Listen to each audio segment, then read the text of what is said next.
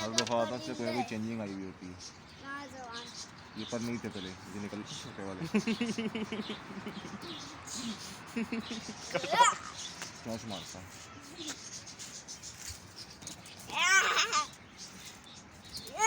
सामने